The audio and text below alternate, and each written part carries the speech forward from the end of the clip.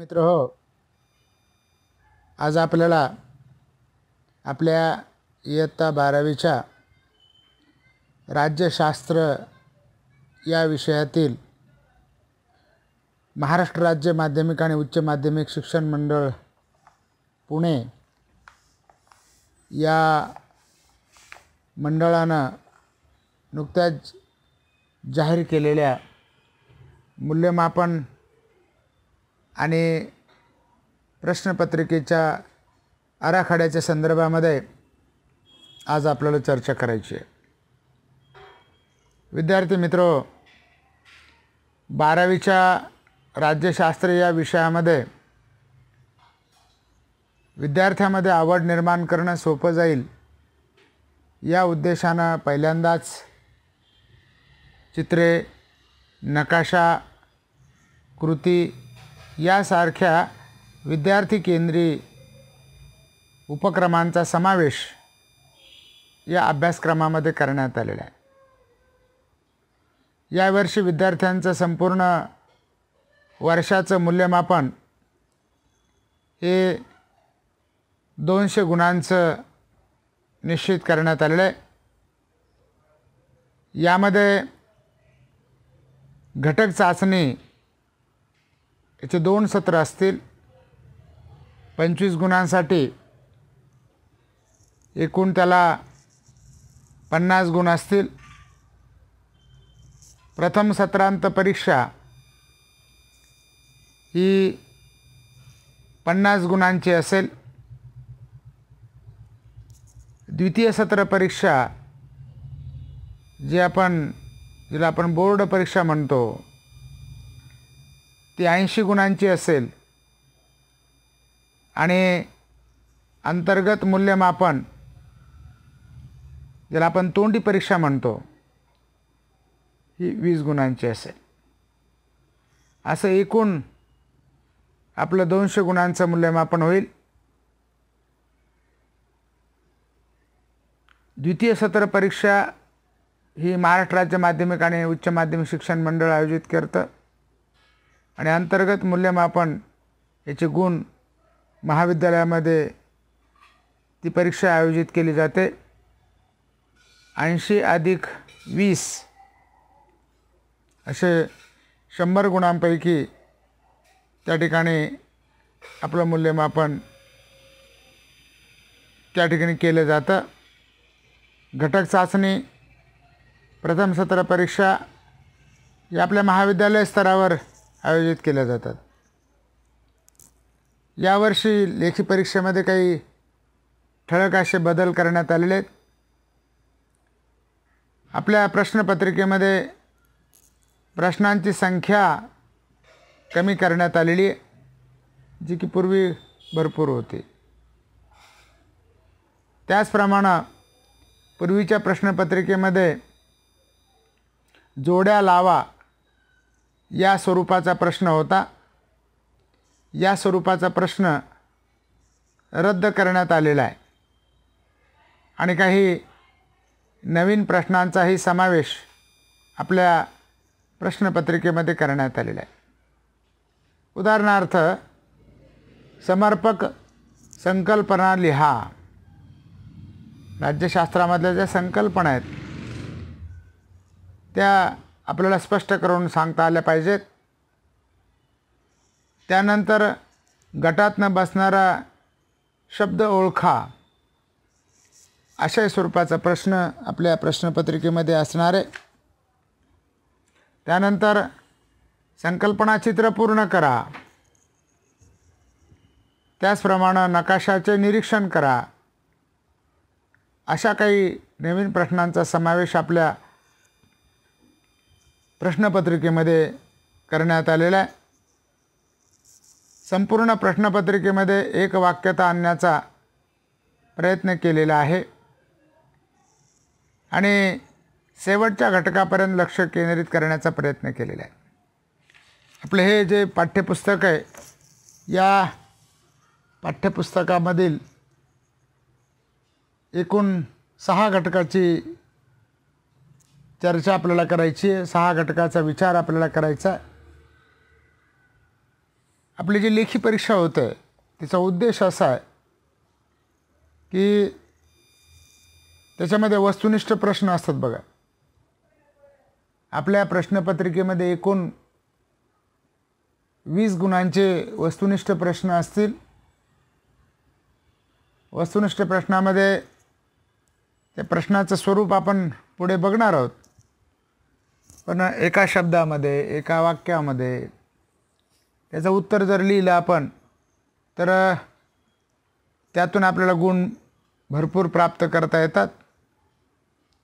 विषयाची विद्यार्थ्यांच्यामध्ये मूलभूत माहिती तपासणं, मूलभूत ज्ञान किती आहे त्याला विषयाबद्दलचं, हा या पाठीमागचा उद्देश आहे वस्तुनिष्ठ प्रश्नाचा.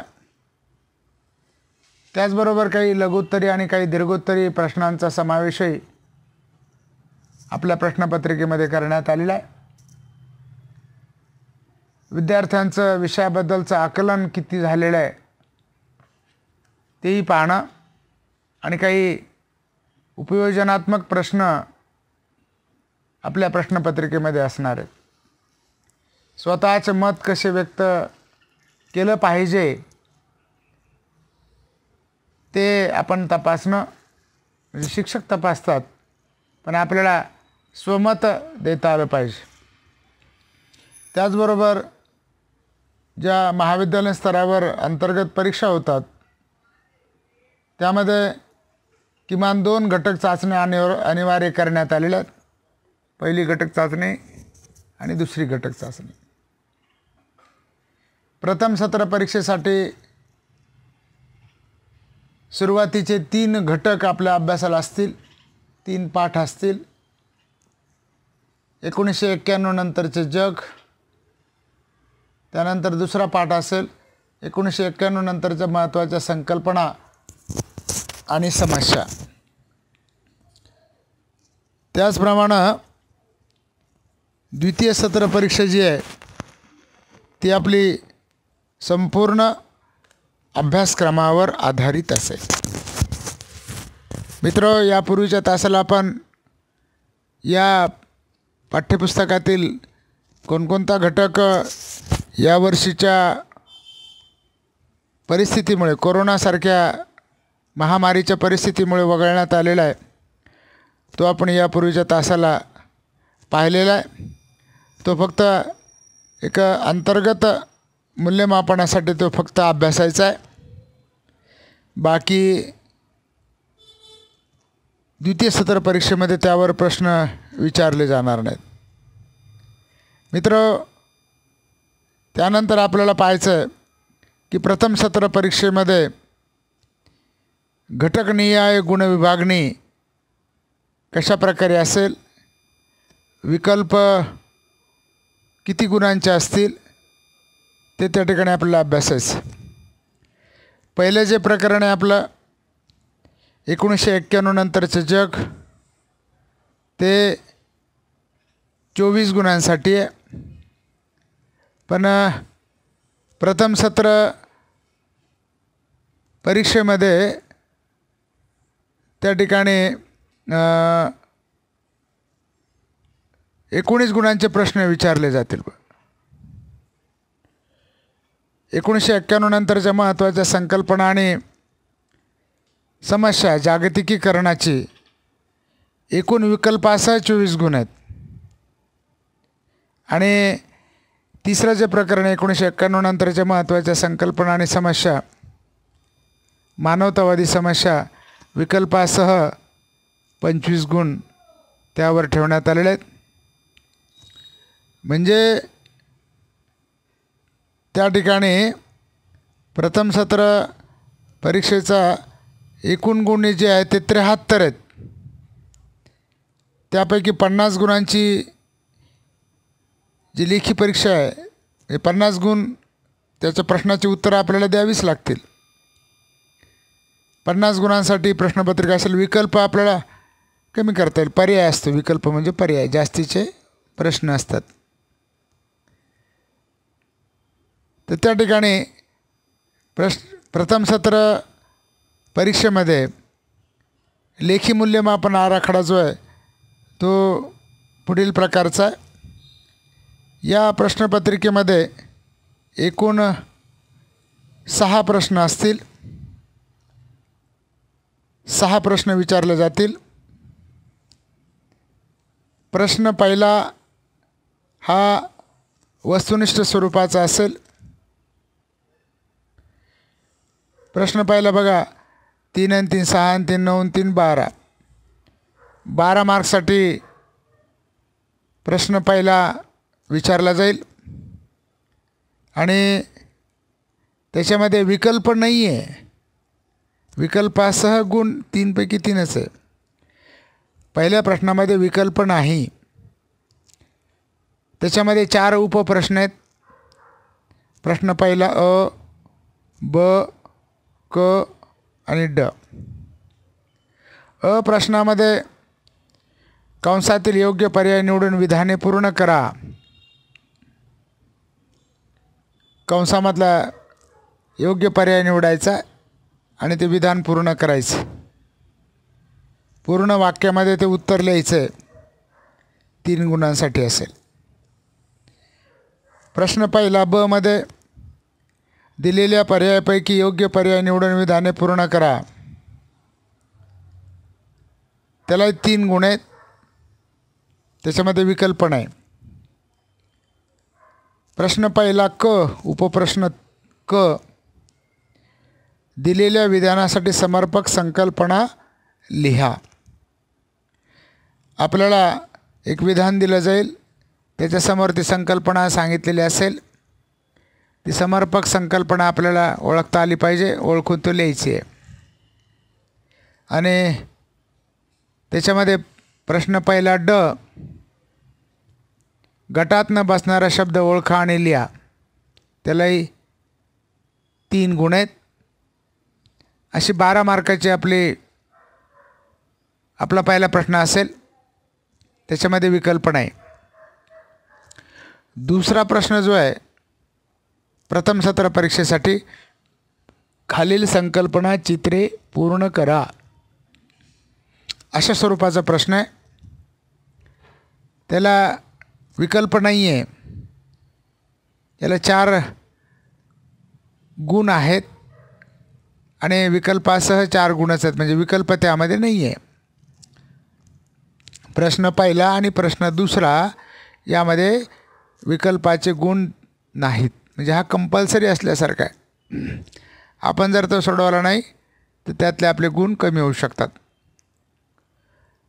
प्रश्न तिसरा, खालील विधाने चूक की बरोबर ते कारण लिहा. त्याच्यामध्ये विकल्पासह गुण त्या ठिकाणी 5 आहेत. 5 आणि त्या ठिकाणी कोणतेही 3 प्रश्नाची उत्तरं लिहायची आहेत. बघा, एकूण गुण 6 आहेत आणि विकल्पासह प्रश्न तिथं असतील 5. म्हणजे प्रत्येक प्रश्नाला 2 गुण असतील. म्हणजे एकूण विकल्पासह 10 मार्क्ससाठी हा प्रश्न असेल. पण एकूण 5 प्रश्न असतील. आपण मात्र 5 पैकी 3 प्रश्नाची उत्तरं लिहायची आहेत. 2 प्रश्नाची उत्तरं आपण लिहिण्याची आवश्यकता नाही आहे. पण या 3 प्रश्नाची उत्तरं लिहित असताना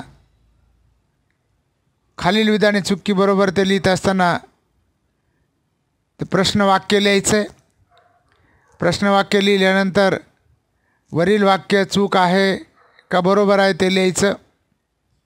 आणि नंतर आपण जर वरील वाक्य चूक आहे असं जर लिहिलं असेल तर का चूक आहे त्याचं उत्तर खाली लिहायचं आहे.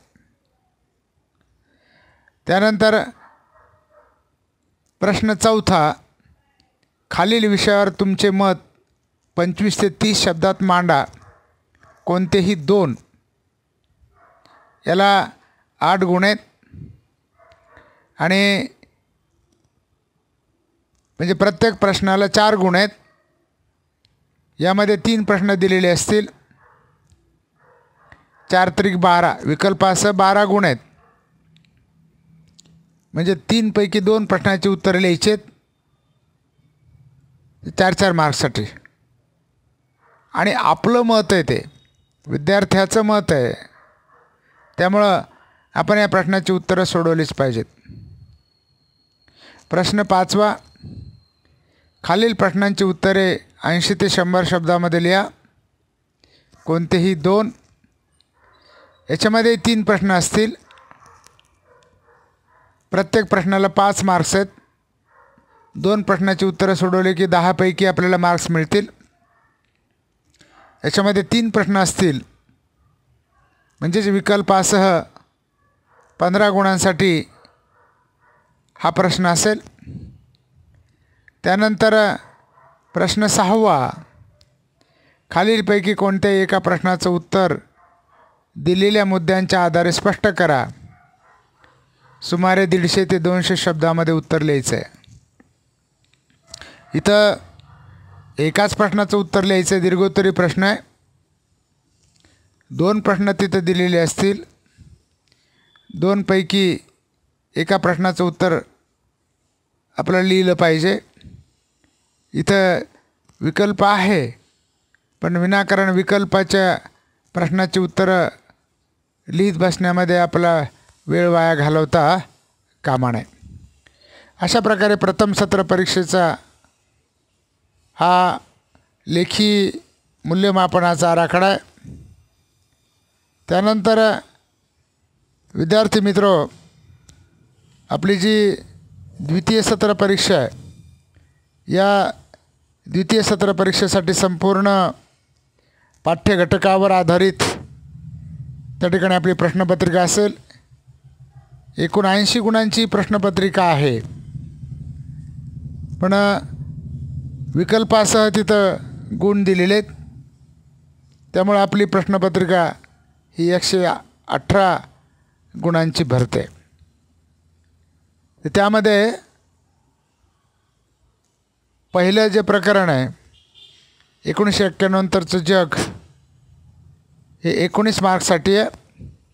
आपल्या प्रश्नपत्रिकेमध्ये एकूण 19 मार्क्सचे प्रश्न त्यामध्ये असतील. त्यानंतर दुसरं जे प्रकरण आहे 1991 नंतरच्या महत्त्वाच्या राजकीय संकल्पना आणि समस्या, जागतिकीकरणाची समस्या, त्यावर 19 मार्काचे प्रश्न विचारले जातील. त्यानंतर 1991 नंतरच्या महत्त्वाच्या संकल्पना आणि समस्या, तिसरं प्रकरण मानवतावादी समस्या, याला 20 मार्क्स आहेत.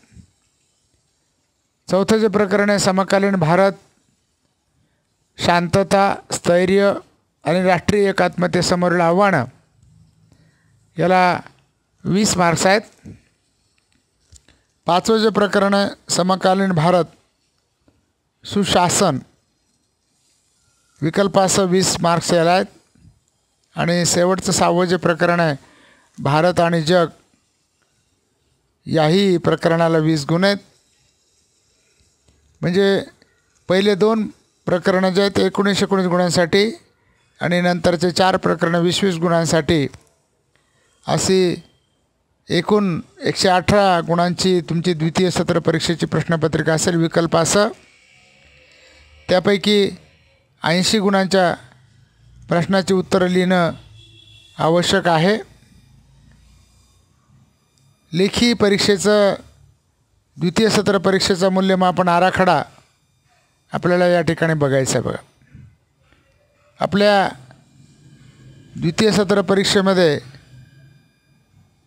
लेखी परीक्षा जी आहे ती 80 मार्क्सची होईल. विकल्पासह आपल्या प्रश्नपत्रिकेमध्ये 118 मार्क्सचे प्रश्न असतील. पहिला प्रश्न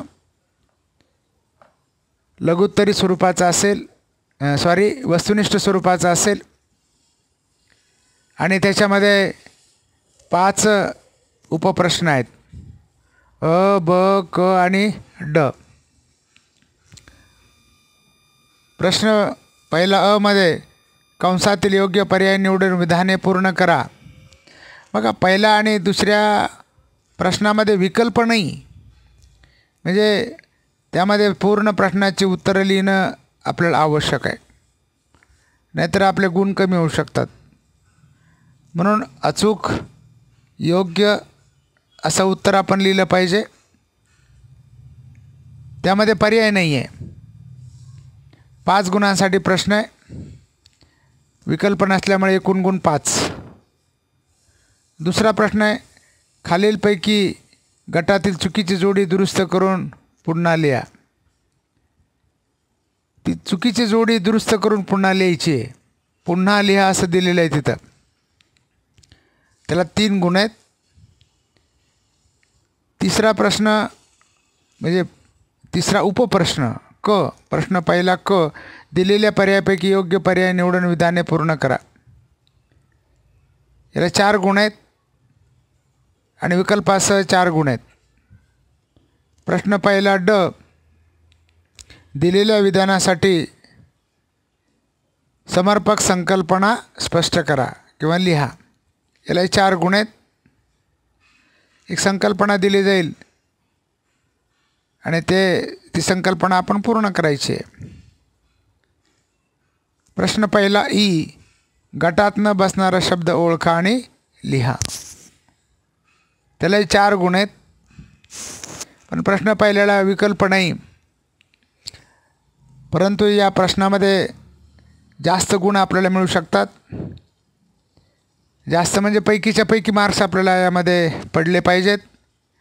5 आणि 3 8 आणि 4 12 आणि 4 16 आणि 4 20. 20 मार्क्ससाठी हा पहिला वस्तुनिष्ठ स्वरूपाचा प्रश्न आहे.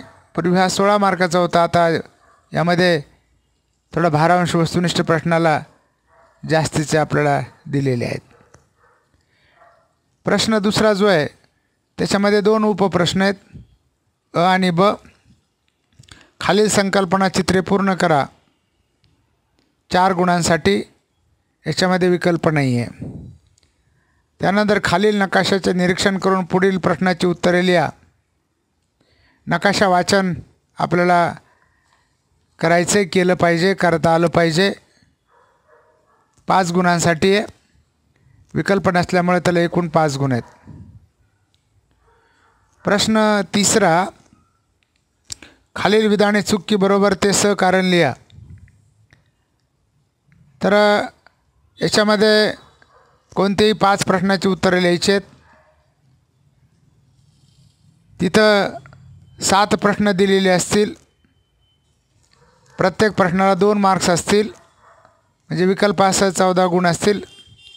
5 प्रश्नाची उत्तरं आपण लिहिली की 10 पैकी आपल्याला मार्क्स त्यामध्ये मिळू शकतात. 10 पैकी 10 सुद्धा पडू शकतात. हा लघुत्तरी स्वरूपाचा प्रश्न त्यामध्ये मोडतो. प्रश्न चौथा जो आहे, खालील विधानांचा सहसंबंध स्पष्ट करा. तिथेही 3 प्रश्नाची उत्तरं आपल्याला लिहायची आहेत आणि प्रत्येक प्रश्नाला 3 मार्क्स आहेत. 5 एकंदर प्रश्न असतील.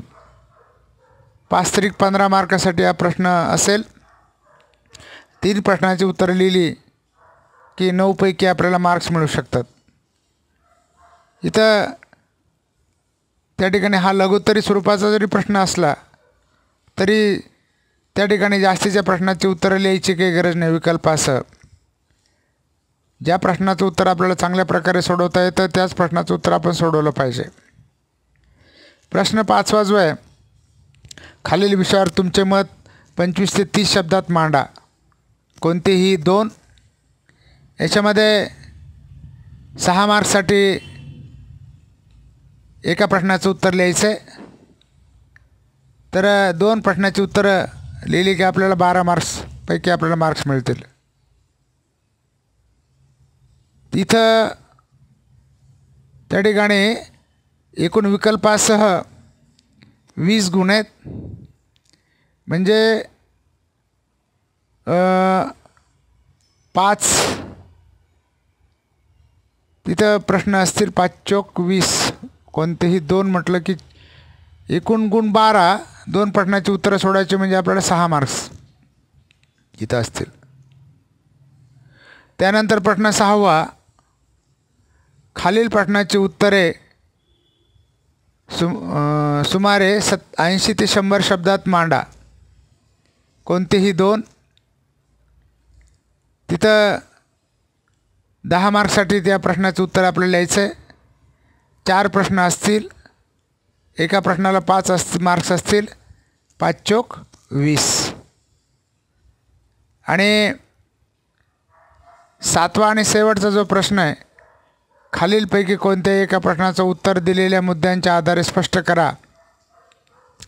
सुमारे 150 ते 200 शब्दामध्ये त्या प्रश्नाचं उत्तर लिहायचं आहे. एकाच प्रश्नाचं उत्तर आपण लिहिलं पाहिजे. तिथे 2 प्रश्न दिलेले असतील. एकूण 20 मार्क्स असतील. अशा प्रकारे आपली जी द्वितीय सत्र परीक्षा आहे, लेखी स्वरूपाची होईल, बोर्ड परीक्षा आपण जी म्हणतो, तिचं 80 मार्क्स हे अशा प्रकारचे असतील. आणि विकल्पासह 118 मार्क्स त्या प्रश्नाची उत्तरं आपल्याला लिहावे लागतील. विकल्प जास्त लिहायची गरज पडू नये किंवा लिहू नये, कारण आहे त्या प्रश्नावरच आपण भर दिला पाहिजे. विद्यार्थी मित्र, ही 80 मार्काच्या प्रश्नासाठी आपल्याला 3 तास वेळ दिलेला आहे. त्या 3 तासामध्ये आपण या एकूण 7 प्रश्नाची उत्तरं सोडवली पाहिजेत. म्हणजे साधारणपणे 22-23 मिनटामध्ये एका प्रश्नाचं उत्तर आपलं लिहून झालंच पाहिजे. सुरुवातीला वस्तुनिष्ठ प्रश्न आपण सोडवायचा. नंतर क्रमाक्रमानं त्या प्रश्नाची उत्तरं आपण सोडवली पाहिजेत. सुटसुटीत मोकळं असं व्यवस्थित असं उत्तर आपण लिहिलं पाहिजे, तरच आपल्याला भरपूर मार्क्स त्यामध्ये पडू शकतात. 4 प्रकारचे उद्दिष्ट आपल्या राज्यशास्त्राच्या प्रश्नपत्रिकेमधून त्या ठिकाणी आजमावली जातील. ज्ञान या घटकावर आधारित 20 गुण आहेत. विकल्पासह 20 गुण आहेत. त्यानंतर आकलनावर 39 गुणांचे प्रश्न आहेत. विकल्पासह 69 आहेत. त्यानंतर उपयोजनावर 12 गुणांचे प्रश्न आहेत. विकल्पासह 20 गुणांचे प्रश्न असतील.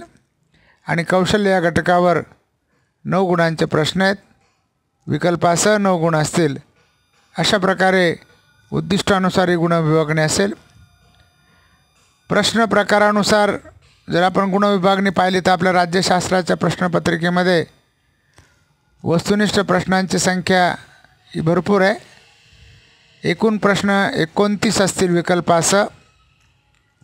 आणि निर्धारित गुण 29 आहेत. त्याला विकल्पासहही गुण 29 आहेत. लघुत्तरी प्रश्न विकल्पासह 21 आहेत. निर्धारित गुण त्याला 41 आहेत. आणि विकल्पासह गुण त्याला 69 आहेत. दीर्घोत्तरी प्रश्न जे आहेत एकूण प्रश्न 2 आहेत. निर्धारित गुण त्याला 10 आहेत. आणि विकल्पासह 20 गुण. अशा प्रकारे एकूण प्रश्न विकल्पासह 52 असतील. निर्धारित गुण त्याला 80 आहेत.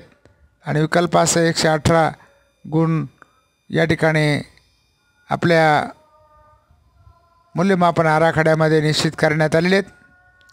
विद्यार्थी मित्र, या प्रश्नपत्रिकेच्या आराखड्याचं बारकाईनं आपण निरीक्षण केलं पाहिजे. योग्य अशी उत्तरपत्रिका आपण सोडवली पाहिजे. यामध्ये आपल्याला भरपूर मार्क्स पडू शकतात. वस्तुनिष्ठ प्रश्नाला जास्त वेटेज दिलेलं असल्यामुळं त्या ठिकाणी वस्तुनिष्ठ प्रश्नांसाठी पाठ्यघटकांचा बारकाईनं अभ्यास करणं अतिशय आवश्यक आहे. विद्यार्थी मित्र, आज इथं आपण थांबूया. धन्यवाद.